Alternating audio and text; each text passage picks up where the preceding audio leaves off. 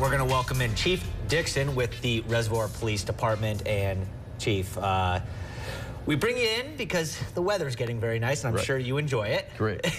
But at the same time, that means people are going to get on boats, and people think of cars, planes being dangerous, but so are boats. So are boats. Yeah, talk about boat safety just in a general sense and why boats can be such a problem. Yeah, so when we're talking about boats, first thing you want to do is make sure you get your boater safety card. You can do that online for free, or there's classes that are offered by the Wildlife and Fisheries. So that's the first thing that you want to do is learn how to operate a boat. After that, you want to make sure that when you get your boat, make sure you have your life jackets. That's important. That's what's going to save your life. Make sure that if you have somebody that's 12 and under on there, make sure they're always wearing the life jacket while the boat's in motion. That's something that's very important. You know, you want to protect everybody that's on that boat, so make sure that you have a life jacket for everyone. The dangerous part about a boat is not like a car. You can't stop it at the, when you want to.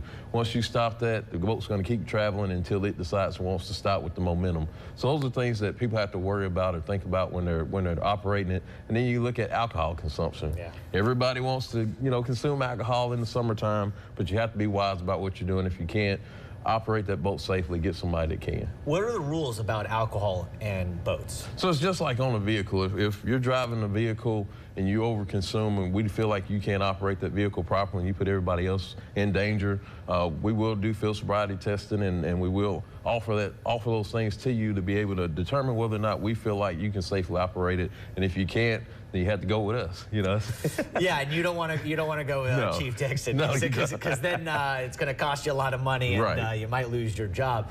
Obviously, there's different kinds of boats. Is there certain boats that are a little more dangerous? Because I assume people that are just fishing in a light boat, not as big of an issue as maybe a speedboat or maybe a huge pontoon if the weather starts to get bad. So when you talk about boats, you have your wake boats. So that's going to cause your biggest wakes. That's what people operate. But what you do have to be mindful of is when you have these bigger boats that do cause a wake, you have to be mindful of the people in the smaller boats, because you can cause them to take water inside of their boats, which causes them to capsize and puts them in a dangerous situation. So be mindful of where you are and how that boat operates. So it's like anything else. It's not the boat itself that's dangerous, it's the people that operate it.